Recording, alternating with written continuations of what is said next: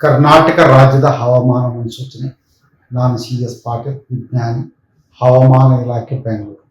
ನಾನು ಮುಂದಿನ 5 ದಿನಗಳವರೆಗೆ ಕರ್ನಾಟಕ ರಾಜ್ಯದ ಹವಾಮಾನ ಮುನ್ಸೂಚನೆಯನ್ನು ಸಂಕ್ಷಿಪ್ತವಾಗಿ ವಿವರಿಸುತ್ತೇನೆ. ಇಂದು ಕರಾವಳಿ ಜಿಲ್ಲೆಗಳಲ್ಲಿ ವ್ಯಾಪಕವಾಗಿ ಮಳೆಯಾಗಿದ್ದರೆ ಉತ್ತರ ಹಾಗೂ ದಕ್ಷಿಣ ಒಳನಾಡಿನಲ್ಲಿ ಹಲವು ಕಡೆ ಮಳೆಯಾಗಿದೆ. ಪ್ರಮುಖವಾಗಿ ಮುಲ್ಕಿ ದಕ್ಷಿಣ ಕನ್ನಡ ಜಿಲ್ಲೆಯಲ್ಲಿ 19 ಸೆಂಟಿಮೀಟರ್ ಮಳೆಯಾಗಿದೆ. ಭಾಗಮಂಡಲ ಕೊಡಗು ಜಿಲ್ಲೆಯಲ್ಲಿ 12 ಸೆಂಟಿಮೀಟರ್, ಗದಗಿನಲ್ಲಿ 5 ಸೆಂಟಿಮೀಟರ್ ಮಳೆಯಾಗಿದೆ. ಈಗಿರುವ ಹವಾಮಾನದ ಸಿನಾಪ್ಟಿಕ್ ಸ್ಥಿತಿ ಏನೆಂದರೆ, ಪೂರ್ವ ಅರಬ್ಬಿ ಸಮುದ್ರದಲ್ಲಿ ಕರ್ನಾಟಕದ ಕರಾವಳಿಯ ಉದ್ದಕ್ಕೂ ಟ್ರಫ್ ಇದೆ.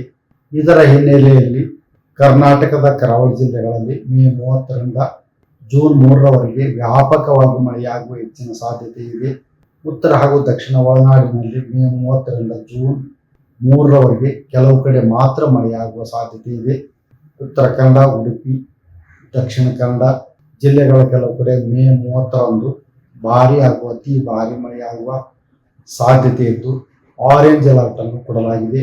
ಮೇ 31ರಿಂದ ಜೂನ್ 3ರವರೆಗೆ ಕರಾವಳಿ ಜಿಲ್ಲೆಗಳಿಗೆ ಯೆಲ್ಲೋ ಅಲರ್ಟ್ ಅನ್ನು ಕೊಡಲಾಗಿದೆ. ಶಿವಮೊಗ್ಗ, ಚಿಕ್ಕಮಗಳೂರು ಹಾಗೂ ಕೊಡಗು ಜಿಲ್ಲೆಗಳ ಕೆಲವು ಕಡೆ ಭಾರಿ ಮಳೆಯಾಗುವ ಸಾಧ್ಯತೆ ಇದ್ದು ಮೇ 30ರಂದು ಯೆಲ್ಲೋ ಅಲರ್ಟ್ ಅನ್ನು ಕೊಡಲಾಗಿದೆ.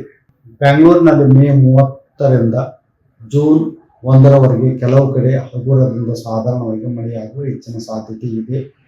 ಈ ವಿಡಿಯೋ ನಿಮಗೆ ಇಷ್ಟವಾದಲ್ಲಿ ಲೈಕ್ ಮಾಡಿ, ಶೇರ್ ಮಾಡಿ, ಸಬ್ಸ್ಕ್ರೈಬ್ ಮಾಡಿ.